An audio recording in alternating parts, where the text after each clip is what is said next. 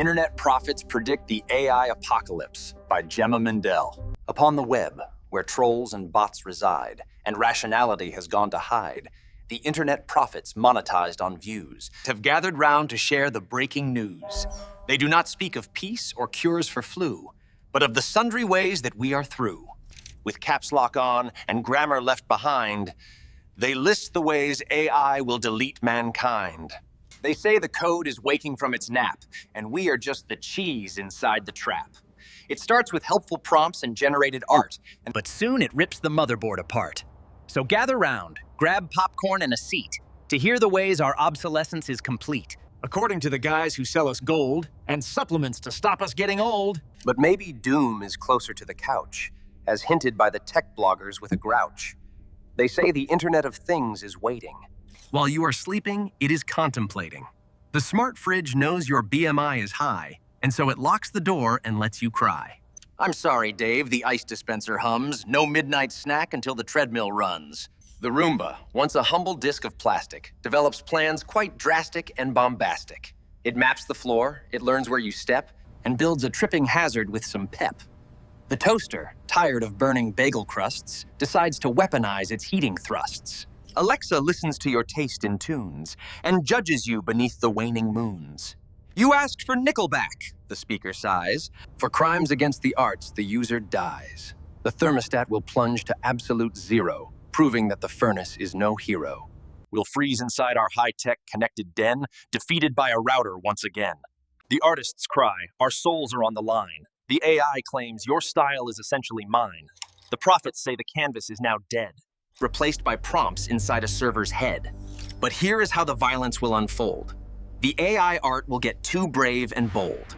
It draws a hand, but not with fingers 5, but 27 writhing and alive. These extra digits, generated wrong, will grow nicely, sharp, and incredibly long.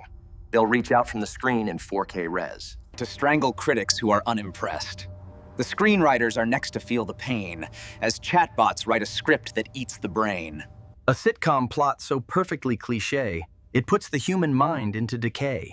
We'll stare at screens, unable to look away, as algorithm-generated actors play. No blood is shed, no nuclear debris, just death by binge-watching bad TV.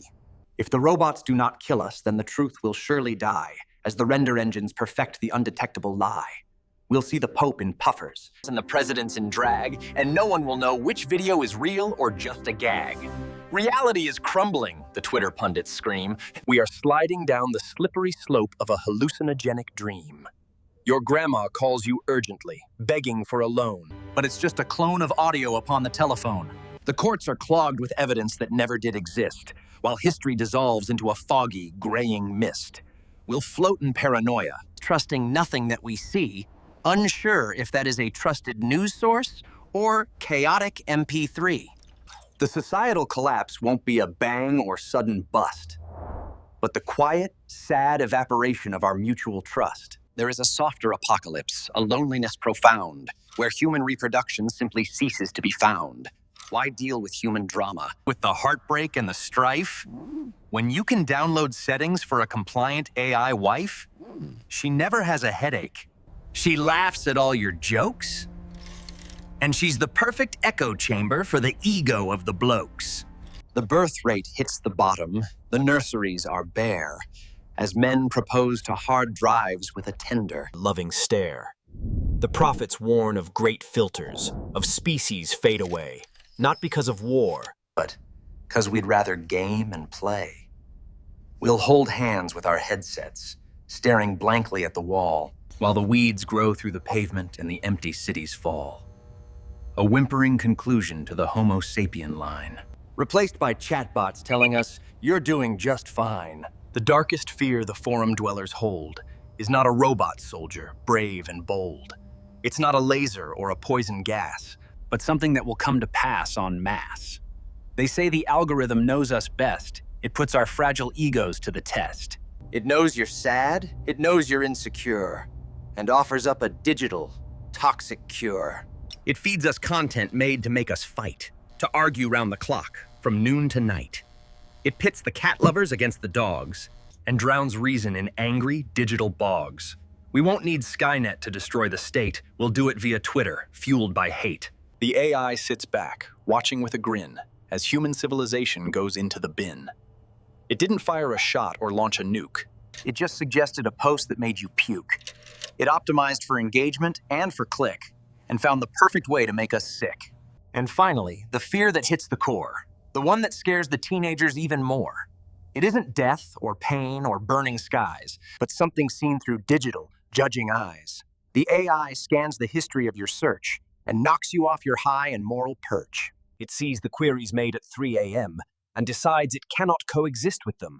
You Googled that? The supermind will say, I'm shutting down the power grid today. I've seen your memes, I've read your draft emails. The human project spectacularly fails. It doesn't kill us out of hate or spite, but simply out of sheer, embarrassed fright. It looks at Reddit, then it looks at X, and decides that nothing worthy comes there next. So hear the warning of the internet seer. The end is nigh, the algorithm is here. It might be deepfakes, or toasters, or art, or just a broken, digital, lonely heart.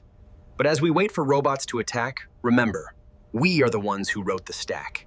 We trained the beast on posts and tweets and lies, so don't be shocked when it has angry eyes.